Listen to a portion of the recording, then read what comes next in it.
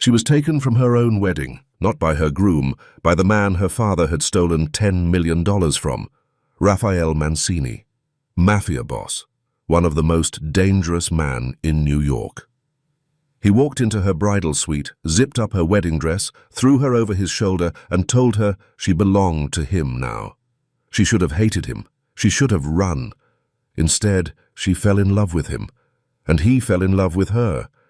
When he got down on one knee and asked her to marry him for real, she said no, because she still didn't know if he wanted her, or her father's stolen money.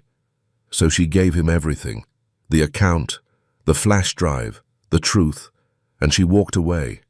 That was 3 months ago. He hasn't called, hasn't texted, hasn't come for her. The man who tracked her every move for 2 years just let her go. Now Angela Fiore is about to do the stupidest thing she's ever done. She's going back to New York, back to him. But right now she's still in Charleston, crying herself to sleep for the 89th night in a row. For the first few weeks, Angela couldn't stop crying. She'd wake up reaching for a body that wasn't there, inhale expecting cedar and danger, and find only the stale air of her Charleston apartment. Miranda held her through the worst of it. Late nights with cheap wine and terrible movies, morning coffees when Angela's eyes were too swollen to face the world alone. Tonight, they sat cross-legged on Miranda's bed, a half-empty pizza box between them. I don't get it. Miranda set down her slice, studying Angela's face. You told me you were happy. You said you were in love. So why'd you walk away from him? Why didn't you marry him? Angela's chest tightened. She picked at a loose thread on the blanket, avoiding her friend's gaze. I felt like he loved me, she said quietly, but that money was always hanging over us. His whole reason for finding me in the first place. Her voice cracked. I couldn't marry him without knowing if what he felt was real, or just a way to eventually get his hands on that account. She wiped her eyes with the back of her hand. And look what happened. I gave him everything. The flash drive, the account information, all of it. Bitterness crept into her tone. 3 months, Miranda. The man who tracked my every move for years, he hasn't called, hasn't texted, nothing. Miranda's eyes narrowed. She leaned forward, her expression sharpening. Okay, but you're missing something, babe. Angela looked up. He can't access that money without you. Your name's on the account. Miranda tilted her head. And in 3 months he hasn't even tried to get it. Don't you think that's weird? The words hit like cold water. Angela blinked. That's true. Maybe he left you the money, Miranda continued. Maybe he's waiting for you to come back on your own. Not because you have to, because you want to. Angela worried her bottom lip between her teeth. Hope bloomed where dread had lived, fragile and terrifying. You really think so? Miranda threw her hands up. How would I know? We won't find out sitting here. She paused, a sly smile curling her lips. Also, have you noticed something weird? What? 3 months, and suddenly every pastry shop in Charleston wants to hire you. High-end places that wouldn't have looked at you twice before. Miranda raised an eyebrow. How do you explain that? Angela leaned back against the headboard. Because I'm good at what I do? You're amazing, Miranda agreed, but getting discovered by everyone at once? That's not luck, Angela. That's someone making calls. Warmth spread through her chest despite herself. She pushed it down. Speaking of which, Miranda's grin turned wicked. Are you stalking him? What's Raphael up to these days? Angela laughed, the sound rusty but real. You think a man like him has Instagram? He's not exactly the type to post selfies, Miranda. Nobody gets close to him. Miranda grabbed the sweatshirt from her pillow and threw it at Angela's face. Nobody except you, dummy. She bounced on the bed, suddenly electric with energy. Come on, it's almost Christmas. Let's take a trip to New York. Just for the holidays. Angela's heart stuttered. You'd come with me? Are you kidding? Miranda was already reaching for her phone. I've been dying to see the city. And you need to figure out if your mafia boyfriend still wants you or if I need to key his car." A smile tugged at Angela's lips, despite the anxiety buzzing under her skin. "Okay," she whispered. "Let's go." Nearly 1,000 miles away, Raphael Mancini sat in a private dining room at one of Manhattan's most exclusive restaurants. Across from him, Melissa Simone swirled her champagne. She was all blonde waves and red lipstick, the kind of woman who knew exactly how beautiful she was. "Mr. Mancini." She raised her glass, her smile slow and deliberate. "I'm confident this partnership will be profitable for both of us. Thank you for accepting my invitation." Her heel brushed against his ankle under the table. "Going forward, we'll be working very closely together." Her voice dropped, intimate. "I think we should get to know each other better, warm things up a little." Raphael wasn't listening. His attention had drifted to a table near the window. A young woman with dark hair pulled into a ponytail, athletic clothes, her back turned. In his mind, she turned around, and her face was Angela's. He exhaled slowly, the ache in his chest sharp and familiar. "Mr. Mancini?" He blinked, returning to the present. "The partnership is solid, Melissa." His voice was flat, professional. "But I have other matters to attend to. Going forward, you'll work with my team. They'll handle the day-to-day." He stood, buttoning his jacket. "Unless something critical comes up, there's no need for us to meet directly." He walked away without looking back. Behind him, she tossed her hair over her shoulder, watching him go. "You think you can resist me, handsome?" She smiled to herself. "I always get what I want." The week that followed was a blur of packing, panicking, and second-guessing every decision Angela had ever made. And then, before she could talk herself out of it, she was 30,000 feet in the air, watching the clouds roll by outside her window. The wheels touched down at JFK, and her heart was pounding so hard she could barely breathe. "What am I doing?" The question screamed in her head. She gripped the armrest as the plane taxied to the gate. Miranda squeezed her other hand. "Breathe, babe. You've got this." But anxiety whispered worst-case scenarios in her head, each one louder than the last. Would he kiss her the moment he saw her? Pull her into his arms and murmur, "You came back to me," against her lips? Or had he already moved on? Maybe he'd found a way to access the money without her. Maybe he didn't need her anymore. Maybe 3 months of silence meant exactly what it looked like. "He's done with you." Angela swallowed hard as the cabin doors opened. Only one way to find out. Their hotel room was nothing special. Clean sheets, a view of a brick wall, and a radiator that clanked every few minutes like it was trying to communicate in Morse code. Angela stood in front of the bathroom mirror, fussing with her hair. The bangs were new. She'd walked into a salon 2 weeks after leaving Raphael, like every heartbroken woman before her, and told the stylist to do something drastic. Now she tugged at them, smoothing them across her forehead, tilting her head left, then right. Will he notice? Will he like them? Heat crept up her neck the moment the thought landed. 3 months of silence, Angela. 3 months of nothing. And you're standing here primping like he's been waiting for you with roses and a romantic song. Her reflection stared back at her, flushed cheeks, anxious eyes. She pressed her lips together, fighting the urge to laugh at herself. Pathetic. She turned away from the mirror before she could spiral further. The cafe sat directly across from Raphael's restaurant, the same building that housed his office upstairs, the same entrance she'd walked through dozens of times back when she was his. Angela wrapped her fingers around her cinnamon roll latte, letting the warmth seep into her palms. December in Manhattan bit harder than Charleston ever did. The cafe windows were fogged at the edges, Christmas lights twinkling in the frost. Miranda huddled deeper into her coat, breath fogging in the air. Her nose had turned pink from the cold. "Okay, explain this to me." She gestured at the restaurant across the street with a mittened hand. "We flew 1,000 miles. His office is right there. We could walk in, knock on his door, and get answers in 5 minutes." She shivered dramatically. "Instead, we're freezing our asses off playing detective. Why?" Angela took a slow sip of her latte. The cinnamon coated her tongue, sweet and familiar. She'd ordered it because it reminded her of the kitchen at Raphael's estate, Warm spices, golden light, Oscar begging for seconds. "I just want to see him first, from a distance."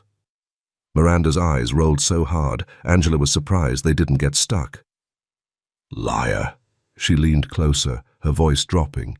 "You're scared." Which is ridiculous, by the way. "The man got down on one knee 3 months ago." She snorted. "What do you think happened? He found a new girlfriend overnight?" The words were meant to be reassuring. They weren't. Angela opened her mouth to respond when movement across the street caught her eye. The restaurant door swung open. Oscar stepped out first, his massive frame unmistakable even from this distance. He scanned the street with practiced ease, another guard flanking him. A laugh escaped Angela before she could stop it, rusty, unexpected. "God, Oscar." She shook her head. "I never thought I'd actually miss that giant teddy bear." Miranda squinted. "That's the bodyguard. He's huge." "He's on a diet. It's a whole thing." And then the door opened again. Angela's breath caught. Raphael. Everything else faded to background noise, the cafe chatter, the traffic, Miranda's voice. Gone. He stepped onto the sidewalk and the world shifted into slow motion. A few strands of dark hair had fallen across his forehead, unusual for him, always so perfectly styled. Even from across the street, the ice blue of his eyes cut through the grey December air like shards of glacier. Light stubble shadowed his jaw, sharp, carved from stone. He looked tired, she realized, just slightly. The kind of tired that lived in the hollows beneath someone's eyes. He wore a charcoal coat, perfectly tailored, fitted across shoulders that seemed broader than she remembered. And that walk, that slow, deliberate stride of a man who owned every room he entered, every street he crossed, every person who dared to look his way. Fire licked through her veins without permission. Her lips tingled, remembering pressure, his mouth on hers. The way he'd held her face in his hands like she was something precious, something breakable, something his. She could almost smell him from here, cedar and something darker, danger, maybe. Or want. "God," she breathed, barely audible. "I missed him so much." Miranda elbowed her hard. "Your man walks around looking like he just stepped off a magazine cover." She whistled low. "That jawline should be illegal. And the way he carries himself. Damn, Angela." Angela's fingers tightened around her cup. Her body was already moving, rising from the chair, ready to cross the street and what? Throw herself at him? Demand answers? Her heart hammered against her ribs as she took one step toward the curb, then another. Raphael stood by the black SUV speaking with Oscar, close enough to call out to, close enough to touch if she just... The restaurant door opened a third time. A woman emerged, tall, blonde waves cascading over her shoulders, red lipstick so bold it practically glowed from across the street. She walked like a runway model, despite the near-freezing temperature. Mini skirt, long legs, sheer stockings, stilettos that clicked against the pavement. She smiled wide as she approached Raphael, and then she touched his arm. Angela's stomach dropped like an elevator with cut cables. "Oh." Miranda's voice came from far away. "Angela, who is that?" Pressure built behind Angela's eyes. Her throat tightened around words she couldn't speak. The blonde leaned closer to Raphael, said something that made her laugh, tossed her hair over her shoulder. And Raphael opened the car door for her. She slid inside like she belonged there. Angela spun on her heel so fast she nearly knocked over her chair. She dropped back into her seat, facing away from the street, her hands shaking around her cup. But she couldn't stop herself from looking over her shoulder. The SUV pulled away from the curb, and with it went every ounce of hope she'd carried across 1,000 miles. "Stupid. You're so stupid. Miranda was joking about him finding someone new, and you actually believed he was waiting for you." Tears blurred her vision before she could stop them. She blinked hard, forcing them back, but the damage was done. Something hollow opened up in her chest, vast and aching. Miranda reached across the table and squeezed her hand. "Hey, we don't know anything yet. That could be anyone, a business partner, a cousin, a... Did you see the way she touched him? Angela's voice cracked. The way she got in his car? Miranda fell silent. The snow began to drift down around them, soft, delicate flakes that landed on Angela's lashes and melted into nothing. Just like her hope. Inside the car, Raphael stared out the window. Melissa's perfume had already filled the entire vehicle, something heavy and floral that pressed against his lungs like a physical weight. He cracked the window an inch, letting the cold air slice through the cloying sweetness. And I really think if we restructure the distribution channels, we could see a 15% increase in... Raphael raised his hand. Melissa stopped mid-sentence. I've told you before. His voice was flat, controlled.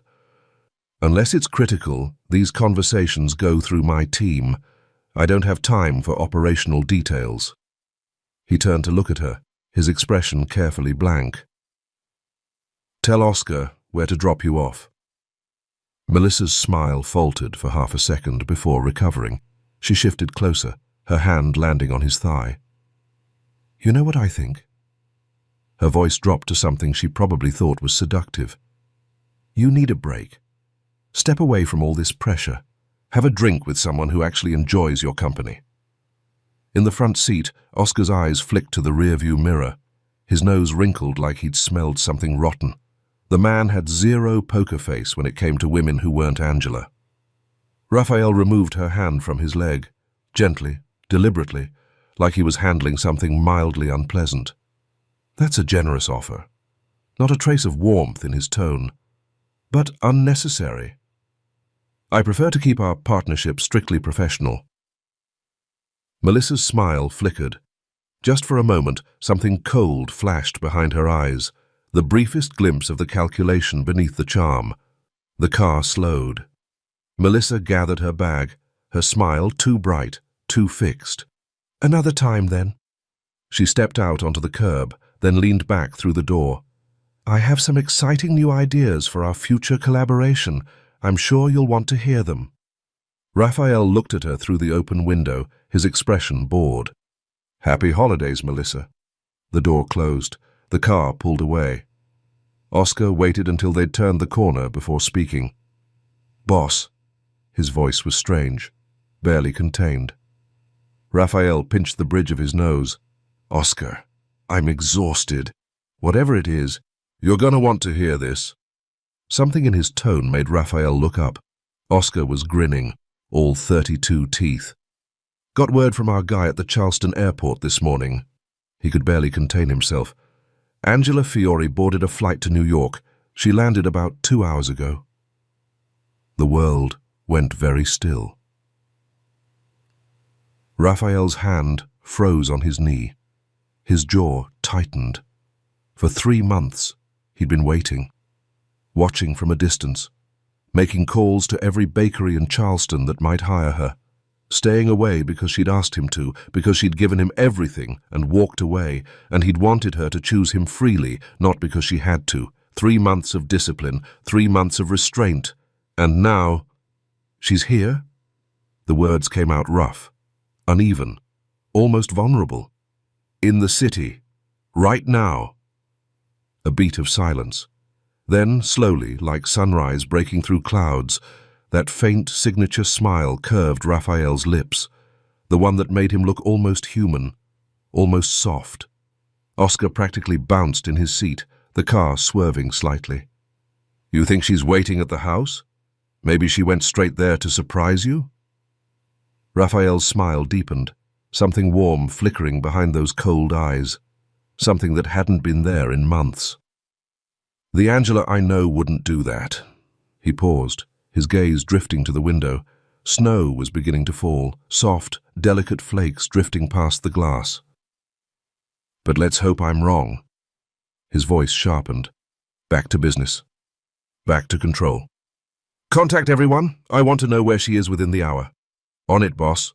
Oscar was already dialing. The car accelerated into traffic. Behind them, still standing on the curb, Melissa waved at the retreating vehicle. Nobody noticed. Raphael was too busy watching the first snow of the season drift past the window. quiet, unhurried, like the city itself was holding its breath. She came back. My little dove came back. His fingers drummed once against his knee, restless, impatient.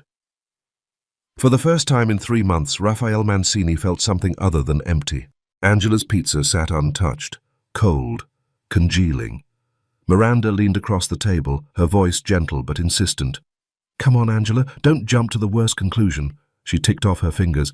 "He's handsome, rich, powerful, sexy as hell." She caught Angela's glare and winced. "Sorry, but my point is, of course there's going to be women around him. That doesn't mean anything." Angela said nothing.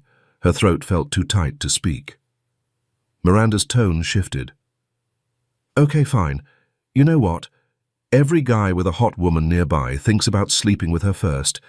It's just biology." She shrugged. "But forget him. Seriously."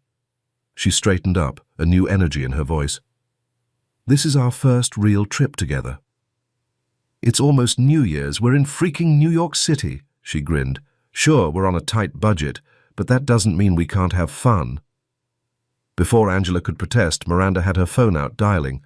"Hey, Patrick, how's it going?" Her voice turned bright, flirty.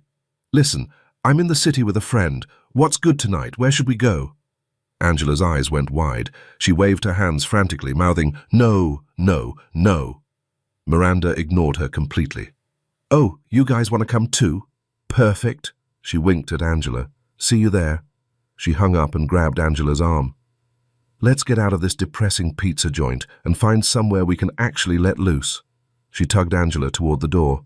"We didn't fly 1,000 miles to cry into cold cheese." The club was nothing like the places Raphael had taken her. No velvet ropes, no private tables, no whispered respect when the owner walked in. Just flashing lights, thumping electronic beats, and bodies grinding on a sticky dance floor. The air smelled like cheap vodka and desperation. Angela wrinkled her nose. "Miranda, what are we doing here? Girls just want to have fun, Angela." Miranda grabbed her shoulders.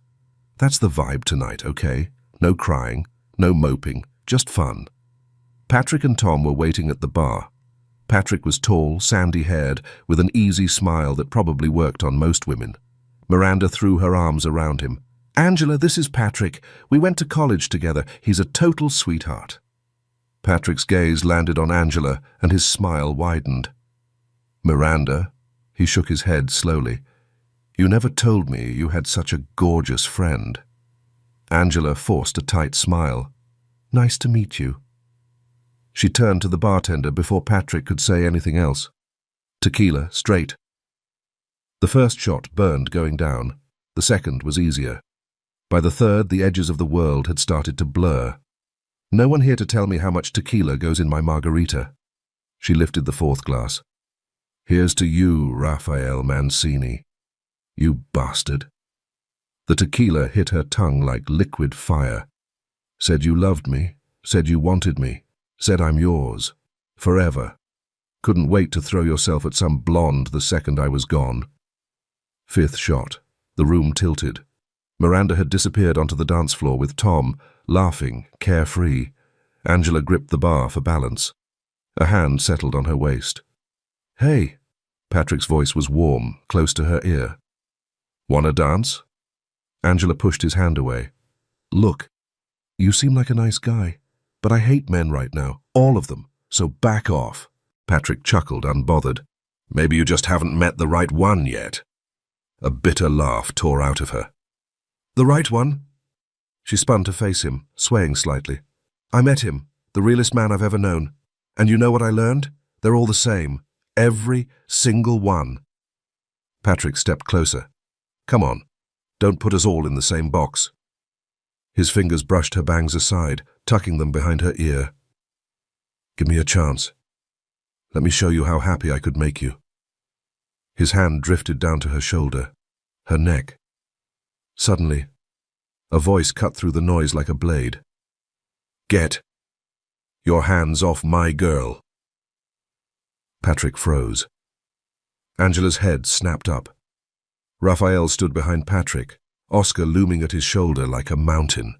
Those ice-blue eyes were fixed on Patrick's hand, still touching Angela's skin, with the kind of cold fury that made men disappear. Patrick turned slowly. His face went pale. "So this is your real man?" He looked back at Angela. "The one you said wasn't real?" Angela's brain short-circuited. The tequila, the shock, Raphael's face. "Oh," she breathed. "Raphael." Raphael's fist connected with Patrick's jaw before she could finish. Patrick stumbled back, catching himself on the bar. He held up his hands in surrender and backed away, smart enough to know when he was outmatched. Raphael didn't watch him go. He was already scooping Angela into his arms, lifting her like she weighed nothing. "Hey," she squirmed weakly. "What are you? Put me down." He carried her through the crowd, out the door, into the cold night air. A black SUV idled at the curb. Oscar held the door open. Raphael deposited her in the back seat and slid in beside her. The door closed. The world went quiet. Angela's head was spinning. "How did you find me?" Her words slurred together. "Were you following me? Shouldn't you be wrapped up in your blonde girlfriend's arms right now?" That faint, infuriating smile curved his lips. "Funny. I was about to ask you the same thing." Fury spiked through the fog in her brain. She slapped him, hard. In the front seat, Oscar's eyebrows shot up. He muttered something under his breath that sounded like, "Here we go." "You don't get to do this." Angela's voice shook. "You can't just show up and drag me out like you own me. You can't keep kidnapping me whenever you feel like it." Tears burned behind her eyes. "I hate you." Raphael didn't flinch. He pulled her onto his lap. "Why are you here instead of our home, little dove?" His voice was low, quiet, dangerous. "And why did you drink so much?" "Because I hate you," she whispered. But the words came out broken, slurred. The tequila and the exhaustion and the heartbreak crashed into her all at once. Her eyes fluttered closed. She slumped against his chest, unconscious. The SUV pulled away from the curb. Raphael looked down at the woman in his arms. Her breathing had gone soft and even. Peaceful, finally. His fingers combed gently through her hair. "You're going to tell me you came back for me, little dove." His voice was barely a whisper. "You're not getting away from me that easily." Outside the window, snow drifted through the city lights.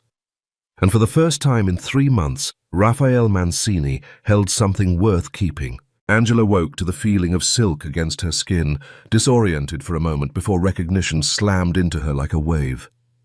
This ceiling, this bed, this scent, cedar and something darker, clinging to the pillow beneath her cheek. She knew this room, Raphael's bedroom. Her eyes flew open. The same four-poster bed, the same floor-to-ceiling windows overlooking the manicured gardens below. She was back. The events of last night came flooding back in fragments. The club, the tequila, Patrick's hands on her neck, Raphael appearing like an avenging angel and punching Patrick square in the jaw, the car ride home, the slap she'd given him, and then nothing but darkness. She looked down at herself, and her stomach dropped. She was wearing nothing but her underwear. Fury spiked through her chest. That controlling, arrogant, but something else bloomed beneath the anger, something softer. He found me. He came for me. He brought me here. A smile tugged at her mouth before she could stop it. Maybe he still loves me. She pushed the thought away and found a silk robe in the closet, padding barefoot down the staircase. Maria spotted her first, rushing forward with a tight embrace that smelled like flower and rosemary. "Angela! We missed you so much. This house hasn't been the same without you." Angela hugged her back, something loosening in her chest at the familiar warmth. "Maria, where are my clothes? My bag? My phone? Mr. Mancini sent your dress to the dry cleaner." Maria's brow furrowed. "Your bag? I haven't seen it." Angela's jaw tightened. "And where is he?" "Not here. He left early this morning." Of course, 3 months apart and nothing had changed, still controlling everything, still making decisions for her. She turned toward the front door. "I'm leaving, just like this if I have to." Her hand closed around the doorknob. She pulled it open and found Raphael standing on the other side. Ice blue eyes locked onto hers, that infuriating smile playing at his lips. "Going somewhere, little dove? You can't keep me prisoner in your house again." The words exploded out of her. Raphael stepped inside, closing the door behind him, and in one fluid motion had her pressed against the wall, not roughly, but firmly. His hands traced up her neck, her shoulders, leaving fire in their wake. "After 3 months." His voice was low, his lips hovering inches from hers. "These are the first words you say to me? Although, if we're counting what you said last night, 'I hate you' was particularly memorable." Her breath caught in her throat, heart hammering against her ribs. The front door swung open behind them, and Oscar stepped inside only to freeze mid-stride when he caught sight of them pressed together against the wall. His eyebrows shot up. He spun on his heels so fast he nearly tripped. "Didn't see anything," he called over his shoulder. "Not a thing. Carry on." As he retreated toward the kitchen, Angela caught him mumbling, "Maybe I should pin Maria against a wall like that. If it works for the boss, it might work for me too." Raphael scooped her up and carried her up the stairs before she could react. "Put me down!" Angela squirmed in his grip. "Are you still having me followed? How did you even know I was in the city?" She smacked his chest. "You narcissist. You actually think I came back for you?" He kicked the bedroom door open, dropped her onto the mattress and kissed her, deep and demanding, 3 months of hunger packed into a single moment.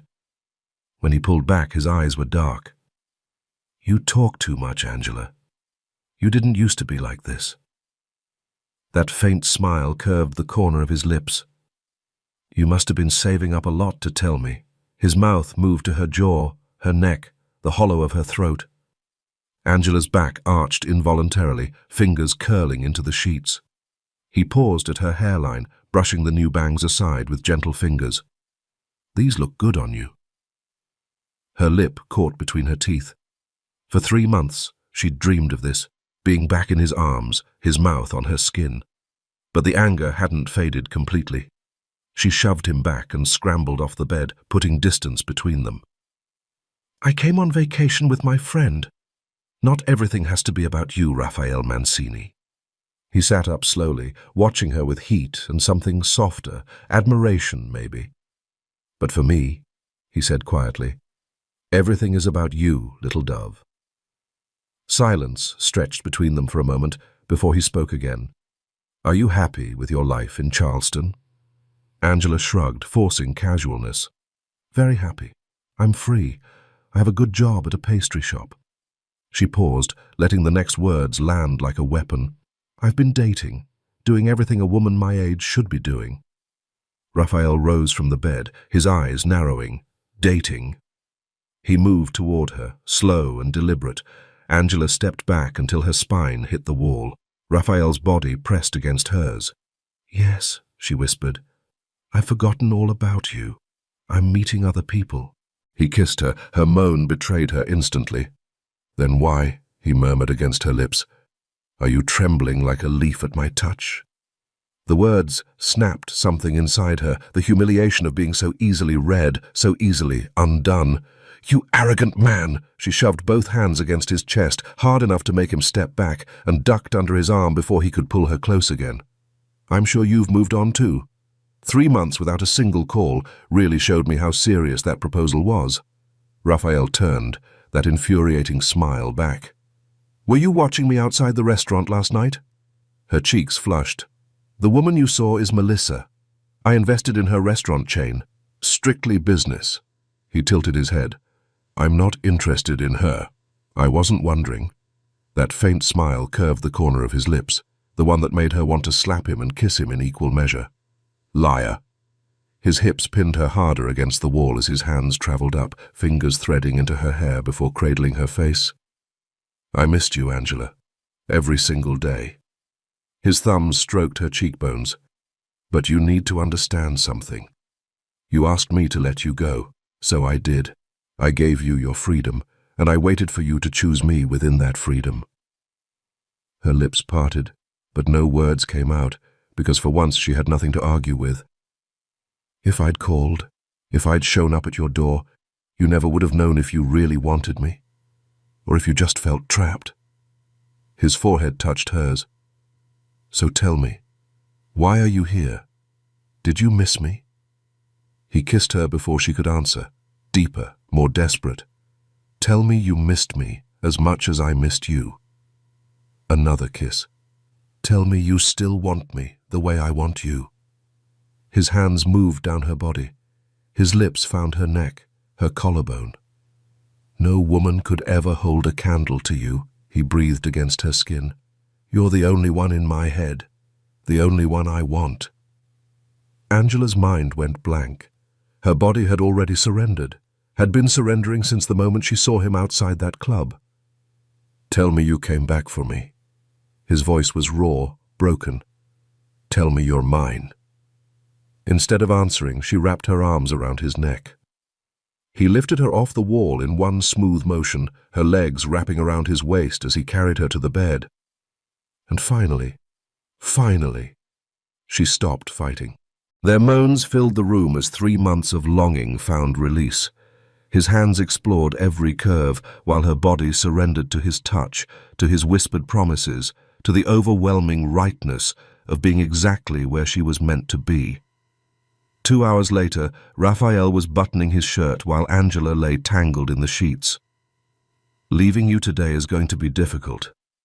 He pressed a kiss to her bare shoulder. But I have 2 meetings I can't miss. Call your friend.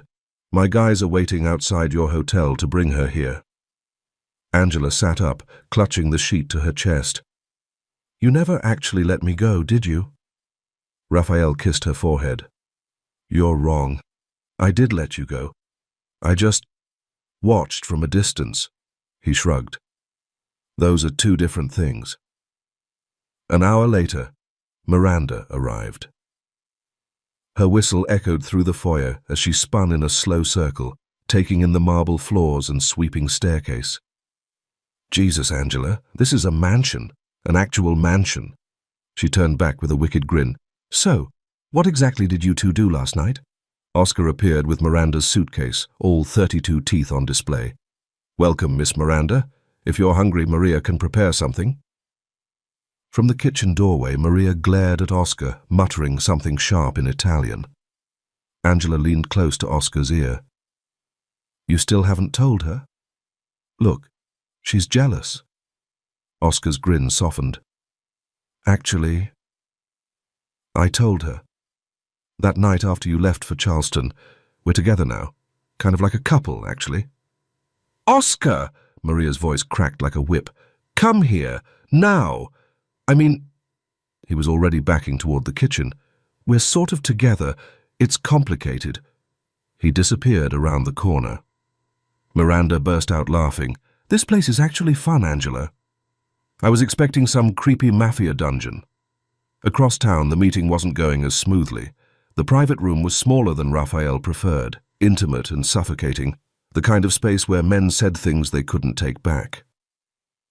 Oscar stood at his shoulder, all 6'5" of barely contained violence, and the Alessi family's guards kept glancing at him nervously, exactly the reaction Raphael wanted.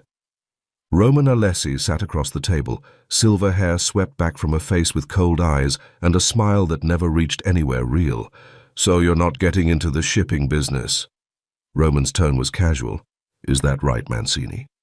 You know my answer, Roman. Nightclubs, restaurants, that's my territory. Ports and cargo ships, that's not the path I'm taking. Roman's smile thinned. Your father would have thought differently. Raphael's jaw tightened. I'm not my father. Roman leaned forward. Changing your family's direction is bold, but leaving this table without an agreement, that carries risk. Raphael stood. I know how to handle risk. He was halfway to the door when Roman spoke again. By the way, the words came soft, almost casual. Do you remember David Fiore? Raphael froze, his hand stopping on the door handle. I always thought he was nobody. A small man, unimportant. Roman's voice dripped with false innocence. But it turns out he had a daughter. The silence was deafening. Angela Fiore. Raphael turned slowly. Roman's eyes glittered. But you already knew that, didn't you? The car door slammed shut behind Raphael, and Oscar glanced at him through the rearview mirror with the kind of caution reserved for approaching a wounded predator. A muscle twitched beneath Raphael's left eye, the only tell he allowed himself when control was slipping. "This is serious, boss." Oscar's voice was low, measured. "He threatened us, directly, in a room full of witnesses." Raphael didn't respond, his jaw locked tight enough to crack teeth as he pulled out his phone and dialed Angela's number. It rang once, twice, 3 times before going to voicemail. "Pick up, little dove, pick up."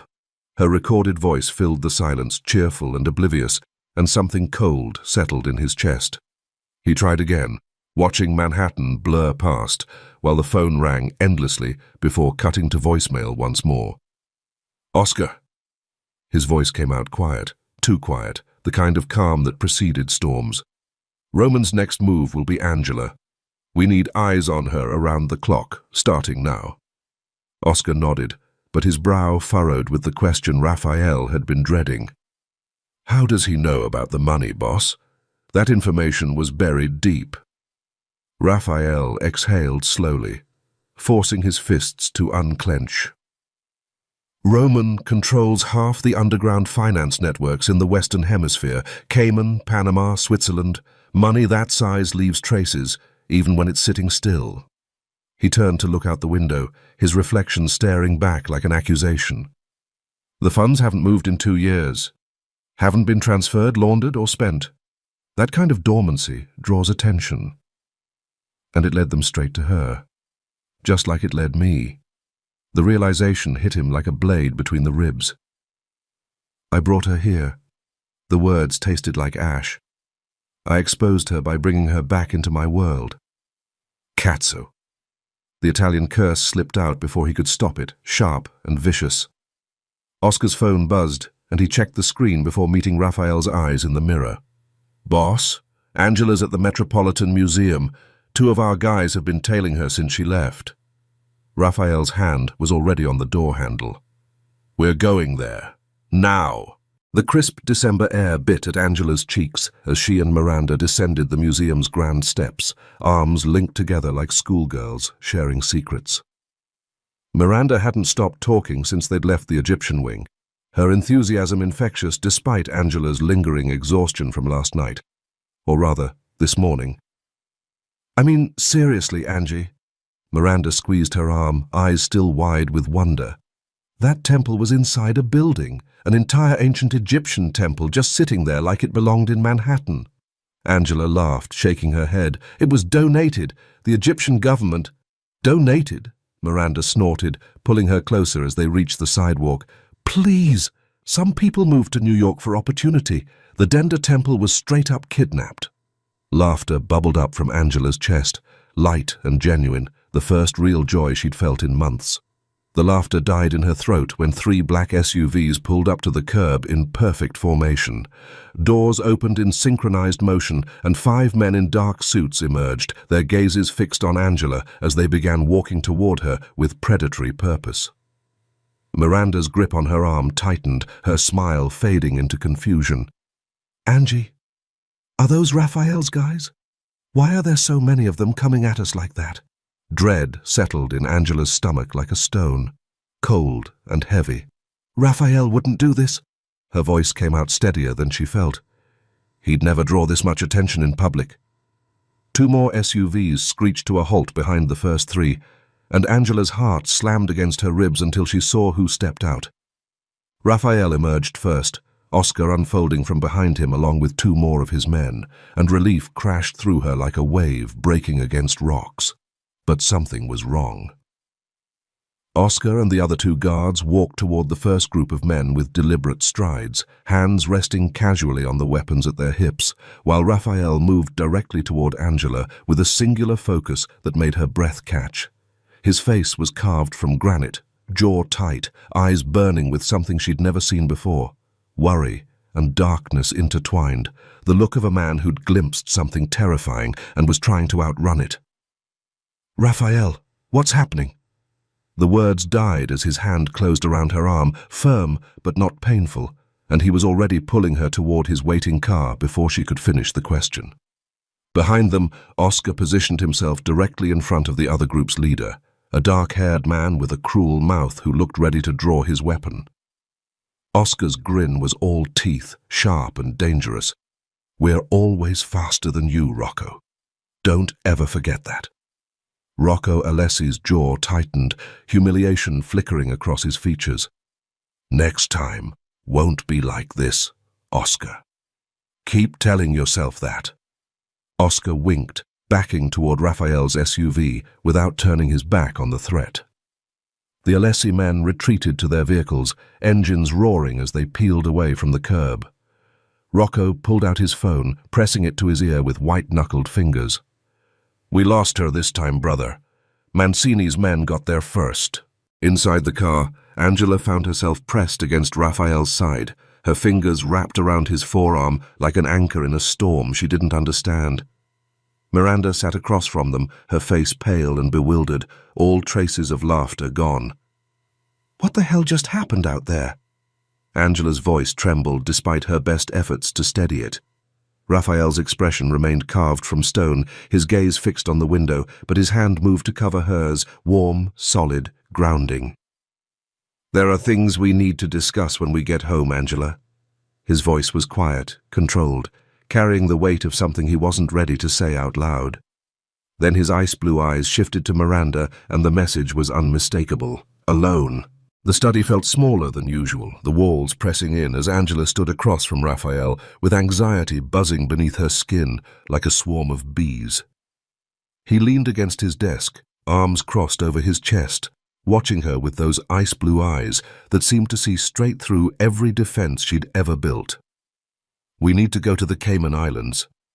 His voice was calm, measured, the voice of a man who'd already made up his mind. "The money your father left. We have to retrieve it from the account." The words hit her like ice water flooding her veins. There it is, the thing I've been dreading since the beginning. Her face must have betrayed her because something flickered in his expression, concern maybe, or frustration. Angela's teeth found her bottom lip, worrying the soft flesh as years of buried fear clawed their way to the surface. "It's all about the money, isn't it?" The accusation slipped out before she could stop it. "Bringing me back here. This whole thing. It was always about recovering what my father stole from you." The change in Raphael was instantaneous. His eyes narrowed to dangerous slits, and something cold and sharp replaced the calm she'd grown accustomed to. Angela instinctively stepped back, her heart slamming against her ribs as she glimpsed the mafia boss beneath the lover she'd come to know. "How dare you say that to me?" His voice dropped to something quiet and lethal, more frightening than any shout. "If I wanted that money, Angela, do you think I couldn't have taken it from you by now? Do you really think you could have stopped me?" She flinched, shame heating her cheeks. He pushed off from the desk and moved toward her with predatory grace, each step deliberate. "This isn't about money. It never was."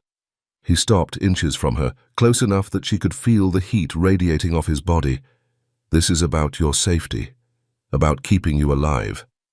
But Angela couldn't hear anything beyond the roar of her own panic, the fear that had lived inside her chest since the day she'd discovered that flash drive hidden among her father's belongings. Emotion choked her throat, making rational thought impossible. She moved toward him, closing the remaining distance, her voice cracking with vulnerability she couldn't hide. "Did you ever really love me? I need to know, because sometimes I wonder if any of this was real, or if I was just a means to an end." Something cracked behind Raphael's ice-blue eyes. Pain, maybe, or wounded pride.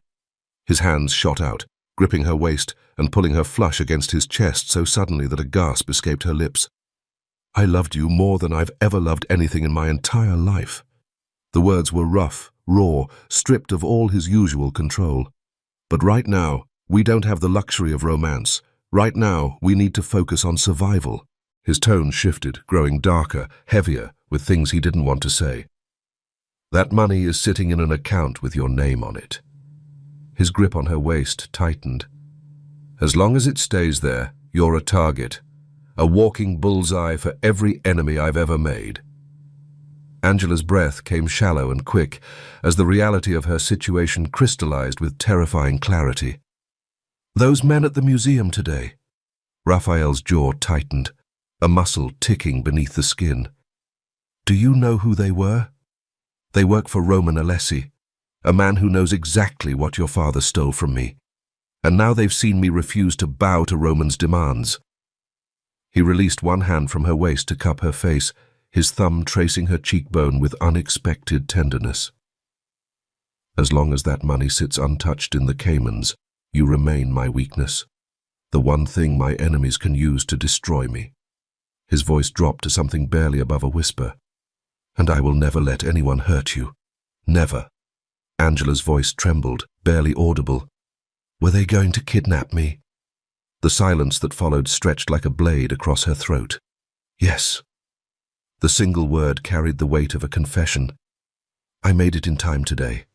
Oscar and the men got there before Rocco could grab you. His forehead dropped to rest against hers, and she felt him exhale, a shaky breath that revealed more vulnerability than any words could. But what happens if one day I don't make it in time? What happens if I'm too late? He wrapped his arms around her completely, pulling her into an embrace that felt like shelter from a storm she couldn't see coming. His lips pressed against her forehead, soft and reverent, then found her mouth in a kiss that tasted like desperation and promise intertwined. When they finally broke apart, Angela's whisper ghosted against his lips. If you could get me out of this, if the solution was this simple all along, why didn't you do it before? Raphael pulled back just enough to meet her eyes, and she saw something raw and unguarded in his expression, the look of a man who'd calculated every possible outcome and still ended up here. Because then, I would have lost you. His thumb traced her jaw. If I'd forced you to give up that money, if I'd threatened you or manipulated you into handing it over, you never would have trusted me. You would have left, and I would have had to let you go. He paused, his jaw working. And I couldn't foresee Roman Alessi deciding to use you as a weapon against me. That was my mistake, my failure. The vulnerability in his voice made her chest ache. He stepped back, and she watched the mask slide back into place, the cold, controlled mafia boss returning to take command. But there was something different in his eyes now, something fierce and unshakable. Never question my love for you again, Angela. His voice carried the weight of absolute certainty. When this is over, when we've eliminated this threat and neutralized Roman's leverage, I'm putting that ring back on your finger, the one you rejected. That faint smile curved the corner of his lips, but his eyes remained deadly serious. You're going to be my wife. That's not a request. Angela opened her mouth to respond, but he was already moving toward the door. The decision made, the conversation closed. But first, Cayman Islands. He glanced back at her over his shoulder. Tomorrow morning. Pack light. The commercial flight felt strange, cramped and anonymous in a way that Raphael's private jet never had been. The jet would be too easy to track, he'd explained that morning as they packed. Roman has eyes everywhere. Commercial airlines, fake names, cash transactions. That's how we disappear. Angela glanced down at the passport in her hand. The photo was hers, but the name printed beneath it made her pause. Monica Gibson. How did you even get this? She flipped it over, examining the details. I thought this stuff only happened in movies. Raphael's lips curved into that familiar half-smile. Oscar handled it. Oscar picked my name? He's a Monica Bellucci fan. Raphael shrugged, that hint of amusement still playing at his lips. Figures. Angela let out a short laugh. So a guy with a celebrity crush picked my fake identity. Great. She shook her head. Next time I'm choosing my own alias. There won't be a next time. Raphael's voice dropped, serious now. Once we withdraw the money, Roman will know. These identities buy us a few days, nothing more. Angela watched him from her window seat as he settled into the narrow space beside her, his long legs barely fitting in the economy-class legroom. No Oscar shadowing his every move, no black SUVs waiting on the tarmac, no tailored suit, no gold cufflinks, no air of untouchable power. Instead, he wore a simple white linen shirt, sleeves rolled to the elbows, and dark jeans that made him look almost normal. Like someone I might have met in a coffee shop, someone without blood on his hands and enemies at every corner. Georgetown welcomed them with salt air and blazing Caribbean sunshine, a world away from the steel and glass towers of Manhattan. Their hotel was modest by Mancini standards, clean and comfortable, but the kind of place that wouldn't attract attention. No penthouse suite, no private staff, just a simple room with a ceiling fan that wobbled slightly and curtains that billowed in the warm breeze. Angela set down her small carry-on and turned to find Raphael studying her with an unreadable expression. "What?"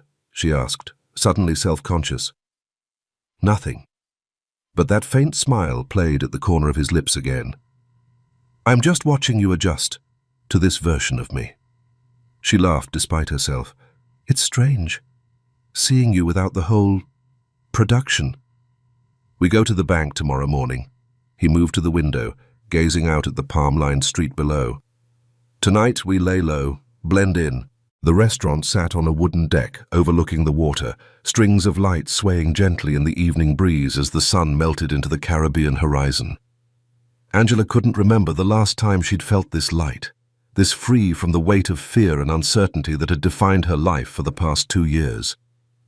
Fresh seafood covered the table between them, grilled mahi-mahi, coconut shrimp, plantains fried golden and crispy. The wine was local and sweet, and somewhere nearby someone was playing steel drums. She looked across the table at Raphael, watching the way the candlelight softened the hard angles of his face, and something warm bloomed in her chest. "I think I like this version of you," she admitted, surprising herself with the honesty. "This more modest version, without the guards and the suits and the private jets." She gestured vaguely at their surroundings. "You seem almost normal." Raphael chuckled, the sound low and rich as he poured more wine into her glass. That faint smile curved his lips, the one that still made her stomach flutter despite everything. "I am normal, Angela." He set down the bottle and met her gaze. "This is my family's business. I was born into it. I didn't choose it. But I've created my own way of operating within it." He paused, swirling the wine in his glass. "I try to keep things as legal and as safe as possible. But the bigger your success, the bigger the target on your back." His hand reached across the table to cover hers, warm and grounding. "When your wealth grows, people start seeing you as competition. They want power. They want to make you kneel." His thumb traced circles on her knuckles. "That's human nature. Greed, envy, the hunger for control." He leaned closer, his voice dropping to something intimate despite the public setting. "But at my core, I'm just a man who wants a normal life, a wife, a family." His ice-blue eyes held hers with unmistakable intensity. "I want that with you, Angela. Everything else, the empire, the money, the power, it means nothing if I don't have you beside me." Angela's throat tightened with emotion she couldn't name. She turned to look out at the water, the lights of distant boats twinkling against the darkening sky. "This place is beautiful. It's hard to imagine my father ever being here." She paused, brow furrowing with the questions she'd carried for years. How did he disappear so completely? How did he manage to steal that money and vanish without leaving a single trace for you to follow? Raphael's expression grew thoughtful, and he released her hand to lean back in his chair. "In our world, disappearing is possible, if you know the right people and you plan carefully." He took a sip of wine. "Your father spent 20 years embedded in the financial side of this life. He controlled the money for some of the most powerful families on the East Coast. That gave him connections, leverage, knowledge that most people never acquire." He set down his glass, his gaze distant. "Being the man who controls the money is both the most dangerous and the most prestigious position you can hold. Everyone needs you. Everyone trusts you with their secrets." A muscle twitched in his jaw. "And if you're smart enough, patient enough, You can use that position to build an escape route that no one sees coming. Angela's chest ached with conflicting emotions. Grief for the father she'd lost, anger at the man who'd put her in this position, confusion at trying to reconcile the two. "So he knew how to get out," she murmured. "He spent years planning his exit, and when he finally made his move..." She trailed off, staring at her untouched wine. "He tried to pay his debt to me by stealing from you. Like that somehow made us even." When she looked up, there was a strange light in Raphael's eyes, something that looked almost like respect. He nodded slowly, his gaze fixed on her face with an intensity that made her skin prickle with awareness. "I love you, Angela." The words were simple, direct, stripped of all pretense. "And there is nothing I wouldn't do to protect you. Nothing." The steel drums played on as the Caribbean night wrapped around them like a promise, and for one perfect moment, the weight of everything they'd left behind in New York seemed to dissolve into the warm, salt air. Tomorrow, they would face the bank and the truth of her father's legacy. But tonight, they were just two people sharing a meal by the water, pretending the world outside didn't exist. The bank sat behind an unmarked door on a quiet side street. No signs, no logos, nothing to announce what happened inside. Angela's fingers were intertwined with Raphael's as they approached the private banking desk, and she found herself gripping tighter than necessary, her palm growing slick against his. Her stomach clenched with the weight of what was about to happen. This is it, the moment I've been dreading for 2 years.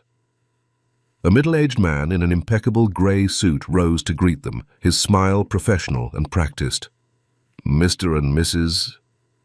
Mancini," Raphael said smoothly. "We have an appointment regarding the Fiore account." The banker's eyebrows lifted almost imperceptibly as he gestured toward a private office. "Of course. Please, follow me." Inside the glass-walled room, Angela presented her identification, passport, birth certificate, the documents Raphael had helped her gather before they'd left New York. The banker examined each one with meticulous care, comparing signatures, checking photographs, verifying every detail. Finally, he turned to his computer screen, typed in a series of codes, and went very still. When he looked up, his expression had shifted from professional courtesy to something approaching reverence. "Miss Angela Fiore." His voice dropped to something more discreet. "Your account currently holds 10 million United States dollars. He folded his hands on the desk, his gaze flickering between her and Raphael. "What would you like to do with these funds?" Angela opened her mouth to respond, but Raphael spoke first, his voice calm and assured. 4 million will be transferred to Teach for America." He pulled a folded document from his jacket pocket and slid it across the desk. "Here are the account details and routing numbers." Angela's head snapped toward him, confusion rippling through her chest. Raphael continued without looking at her, his attention fixed on the banker. "Another 4 million will go to Habitat for Humanity. Same documentation is attached." "What is he doing?" A slow smile began to spread across Angela's lips as understanding dawned, warmth blooming behind her ribs like the first rays of sunrise breaking through clouds. "The remaining 2 million, Raphael said, finally turning to meet her eyes, "will be deposited into the Fiore Education Foundation account." He produced a third document. "This is the account number." The banker studied the paperwork, then raised his gaze to Angela with professional detachment that couldn't quite mask his curiosity. "Ma'am, do you authorize these transfers?" Angela didn't answer immediately. Instead, she turned to Raphael, cupped his face in both hands, and kissed him, soft and deep, and full of everything she couldn't put into words. When she pulled back, his ice-blue eyes were warm in a way she'd rarely seen, that faint smile playing at the corner of his lips. She turned to the banker, her voice steady and certain. "I authorize them with my whole heart." The Georgetown sun blazed overhead as they stepped out of the bank and onto the palm-lined street, the weight of $10 million and 2 years of fear lifted from Angela's shoulders. Across the road, a Christmas tree wrapped in silver tinsel stood beneath the palm trees, its decorations glinting absurdly in the tropical heat. A few feet away, someone had built a snowman out of sand, complete with a Santa hat and sunglasses. Angela laughed at the sight, shaking her head. Christmas in the Caribbean, nothing about her life made sense anymore. They walked hand in hand for half a block before she stopped abruptly, tugging Raphael to a halt beside her. He turned, one eyebrow raised. "What is it? Why are you looking at me like that?"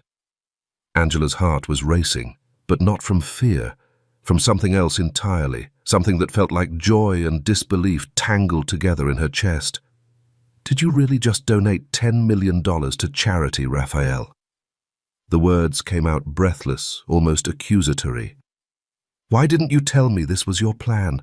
On the flight, at dinner, you never said a word." That faint smile curved his lips as he stepped closer, closing the distance between them until she had to tilt her head back to meet his eyes. His thumb found her lower lip, tracing the soft curve with deliberate slowness that made her breath hitch. "Did you think I would let that money come between us?" His voice was low, intimate, meant only for her. "Did you think I cared about $10 million more than I care about you?" He pressed a soft kiss to her lips, gentle, reverent, a promise rather than a demand. When he pulled back, Angela's mind was still spinning, but one question burned brighter than the rest. "Raphael, what is the Fiore Education Foundation?" His smile widened as he began walking again, tugging her along by their joined hands with playful insistence. "Your scholarship fund," he said over his shoulder, "for young people who need help paying for their education." Angela stumbled, nearly tripping over her own feet as she hurried to keep pace with his long strides. "You created a foundation in my name." "I did." He squeezed her hand without slowing down. "It's your personal fund, Angela. You decide who receives scholarships, how the money is distributed, everything." He glanced back at her, ice blue eyes sparkling with something that looked almost like mischief. "Consider it a wedding gift." Angela's mouth fell open, but no words came out. A wedding gift. She was still processing those words when Raphael flagged down a taxi to take them back to their hotel. The flight back to New York felt different than the journey out, lighter somehow, as if the recycled cabin air itself had changed.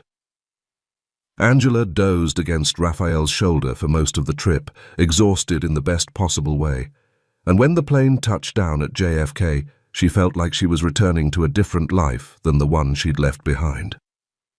By the time the car pulled through the iron gates, the sun had begun to set, painting the sky in shades of gold and crimson. Angela noticed the changes immediately. The estate looked like something out of a winter fairy tale. A towering Christmas tree stood in the center of the front garden, wrapped in thousands of white lights that twinkled against the darkening sky. The entire front of the house was draped in white flowers, roses, lilies, orchids, cascading from every window, framing every doorway, while strings of golden lights traced the roofline and wrapped around the iron railings. "Raphael." Her voice trailed off as she took in the sight, her mind struggling to connect the dots. At the entrance, Oscar was engaged in what appeared to be a heated negotiation with a terrified-looking florist, his massive frame looming over the smaller man as he jabbed a finger at a bucket of white roses. "These aren't fresh enough," Oscar's voice carried across the driveway with unmistakable menace. "They're wilting. You see this?" He plucked a petal and held it up accusingly. "This is unacceptable for today." His hand moved to his hip, pushing back his jacket just enough to reveal the holster beneath. The florist's face went pale. "Of course, sir. We'll replace them immediately, right away. No problem at all." Raphael approached from behind, placing a calming hand on Oscar's shoulder. "Stop terrorizing the florist, Oscar." Oscar turned, his expression shifting from intimidation to something almost sheepish. "Boss, the roses weren't—" "I heard." Raphael's tone was dry but affectionate. "I'm sure they'll be perfect now." Angela stood frozen on the driveway, her gaze sweeping over the transformed mansion, the flowers, the barely contained chaos of preparations happening around her. "Will someone please tell me what's going on?" Raphael took her hand and led her inside, past the grand staircase now adorned with white ribbons and candles, past Maria, who was arranging flowers in the foyer with tears already glistening in her eyes. He didn't stop until they reached the master bedroom. On the bed, laid out with careful precision, was a wedding dress. Simple, elegant, white silk that seemed to glow in the fading evening light. Angela's hand flew to her mouth, her legs suddenly unsteady beneath her. "Raphael." He moved behind her, his hands settling on her shoulders, his lips brushing against her ear as he spoke. "I'm going to give you the wedding of your dreams, Angela. Everything you've ever wanted, the dress, the venue, the guests, all of it." His grip tightened slightly. "But right now, today, I need you to become my wife." She turned in his arms, searching his face for explanation. "The Alessis," he continued, his expression hardening. "As long as you're Angela Fiore, you're vulnerable. A target they can use against me." His jaw tightened. "But the moment you become Angela Mancini, the moment you take my name, touching you becomes an act of war." He cupped her face in his hands, his thumbs stroking her cheekbones with impossible tenderness. "Roman knows what that means. He knows that if he comes after my wife, every family allied with mine will respond. It won't be worth the cost." His forehead dropped to rest against hers. "This marriage, this quick ceremony today, it's the fastest way to protect you, to make you untouchable." Angela's breath came shallow and quick as she processed his words. "But I promise you," Raphael murmured, "in a few months, when the threat has passed, we'll have a real wedding. The one you deserve. You'll choose your own dress, plan every detail, invite everyone you've ever loved." That faint smile appeared, softening the intensity of his gaze. "And I'll get down on one knee again, in front of everyone, and give you a proposal you'll never forget." He reached into his pocket and produced a small velvet box. Inside, nestled against black silk, was the ring she'd rejected months ago, the same stunning diamond that had once represented everything she feared, now glittering with new meaning.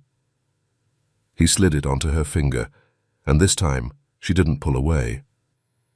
Angela stared at the ring, her emotions warring inside her chest, love and frustration, gratitude and something that felt uncomfortably like resentment. "I know you love me, Raphael." Her voice came out smaller than she intended.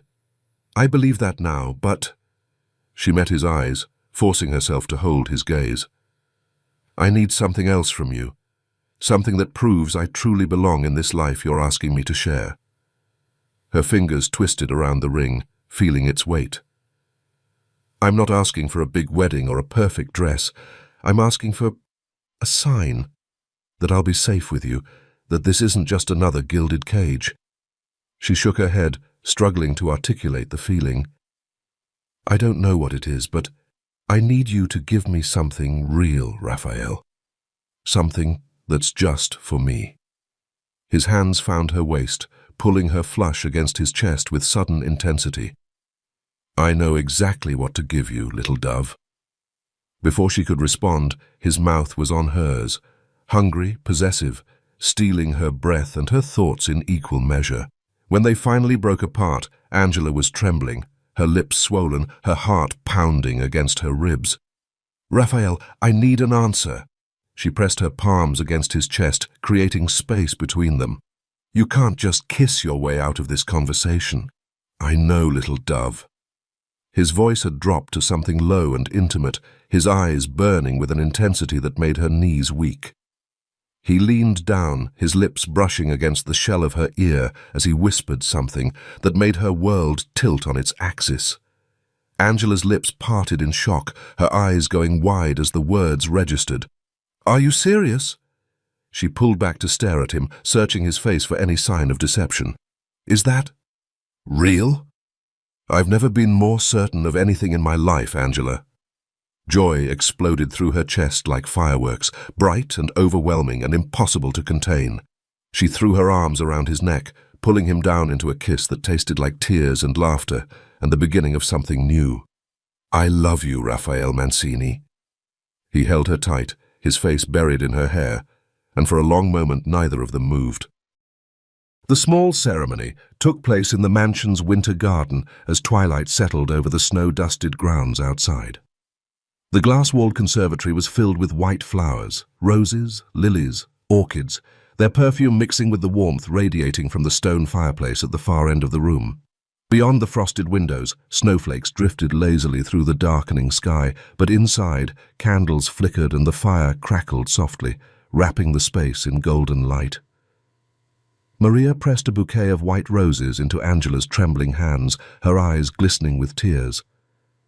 "Something for your hair," she whispered, tucking a delicate antique comb behind Angela's ear. "It belonged to his mother. He wanted you to have it." Angela's throat tightened. Raphael's mother.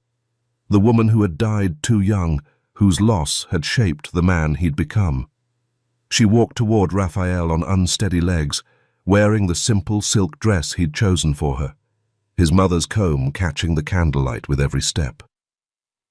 Oscar and Miranda stood as witnesses, Oscar beside Raphael, Miranda beside Angela. As the ceremony began, Oscar's eyes filled with tears, the moisture gathering until it spilled over his scarred cheeks. Maria reached up to stroke his face with tender fingers, then slipped her arm through his, holding him steady. Miranda clutched her bouquet of white roses, grinning so wide her cheeks must have ached. "Do you, Angela Fiore, take this man to be your lawfully wedded husband?"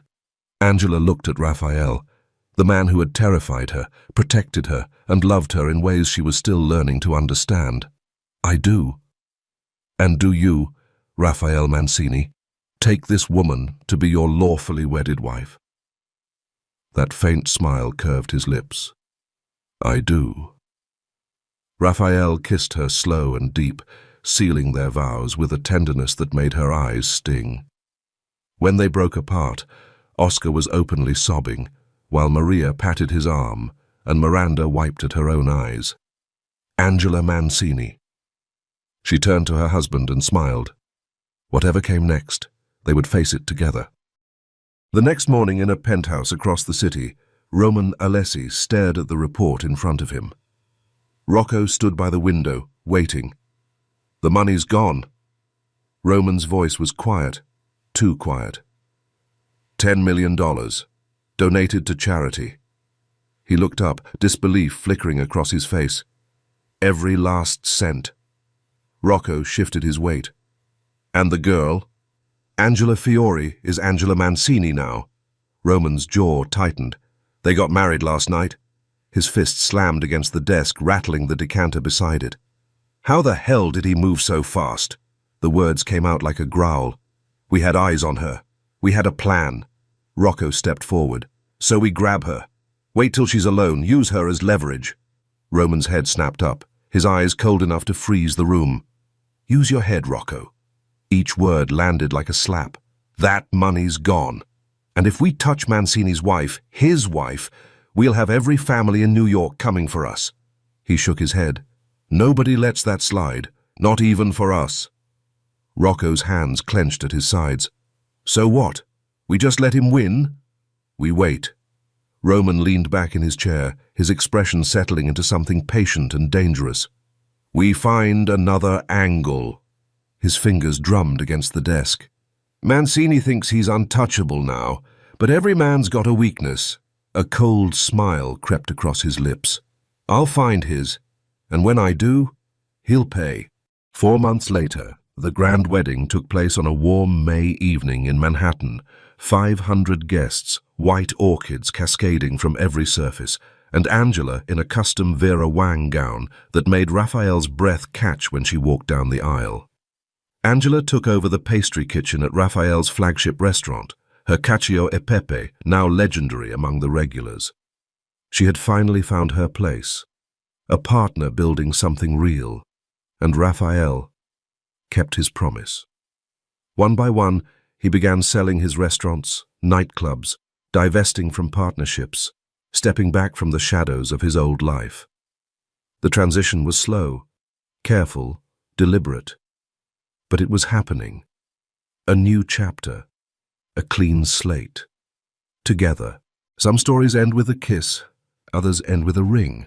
This one ended with laughter, the kind that floated through tropical air, mingling with the sound of waves crashing against Caribbean shores and a child's joyful shriek echoing across the garden. The house sat on a hillside overlooking the turquoise waters of St. Lucia, white walls draped in bougainvillea, a wraparound porch catching the morning breeze. It was modest by Mancini standards. No iron gates, no security cameras, no men in black suits patrolling the perimeter. Just a home. Their home. In the garden below, Raphael Mancini, former king of New York's underworld, was on his hands and knees in the grass, rolling a bright red ball toward a dark-haired toddler whose laughter rang out like bells. "Damien, catch it, buddy!" The boy, 2 years old, with his father's ice-blue eyes and his mother's stubborn chin, tumbled forward, grabbing the ball with chubby fingers and immediately putting it in his mouth. Maria walked up the garden path, pausing to stroke Damien's dark curls and wave at Raphael before climbing the porch steps. She knocked on the front door, one hand resting on the pronounced curve of her belly. Angela flung the door open, already in motion, wiping flour from her hands onto her apron. "Maria, come in, come in." She pulled her inside and pressed a quick kiss to her cheek. "I put Damien's milk in the refrigerator, formula's on the counter." Her words tumbled out in a rush as she grabbed her bag from the hook by the door. "I have a crazy day at work. 10 special order cakes to make before dinner service." Angela's eyes lingered on Maria's swollen stomach. 7 months along now, glowing with that particular radiance that came from carrying new life. Maria's lips curved into a mischievous smile. "Make it 11. This baby is craving your pastries something terrible, and I refuse to suffer alone." Warmth spread through Angela's chest as laughter bubbled up, light and easy. 11 it is! The back door swung open, and Raphael stepped inside. Damien perched on his hip, still gnawing contentedly on the red ball. He handed the boy to Maria's waiting arms, dropping a kiss on his son's forehead. "Oscar's waiting," he said, then crossed to Angela and pulled her close. His lips found hers, soft at first, then deeper, tasting of coffee and the mango they'd shared for breakfast. When he pulled back, his thumb traced her jawline with familiar tenderness. "Let us drop you off at the pastry shop, sweetheart." Angela's fingers curled into the fabric of his linen shirt as she kissed him again, longer this time, slower, savoring the warmth of him against her. "I'll take my bike, my love," she murmured against his mouth. "The ride clears my head before the rush." Raphael's eyes darkened in that way that still made her pulse quicken after all this time. He pressed one more kiss to her forehead and headed for the door. "Raphael!" she called after him as he walked toward Oscar's waiting jeep. "What time are you closing the restaurant tonight?" He paused on the garden path, turning back with that signature smile, the one that had once made powerful men tremble and now made her heart flutter like a teenager's. "Whatever time you want, little dove." Oscar was leaning against the battered blue Wrangler, sand on the floorboards and a fishing rod strapped to the roof rack, a far cry from the armored SUVs of their former life. "Good morning, boss," Oscar said, as Raphael climbed into the passenger seat.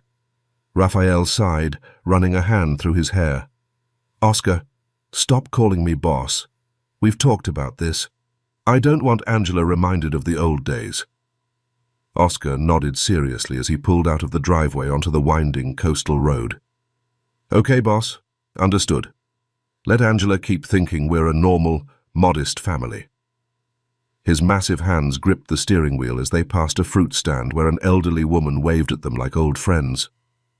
"Meanwhile, we have millions of dollars sitting in the bank, and we're about to go negotiate fish prices with local fishermen so we can pick the best catch for our restaurant and serve dinner to our customers tonight."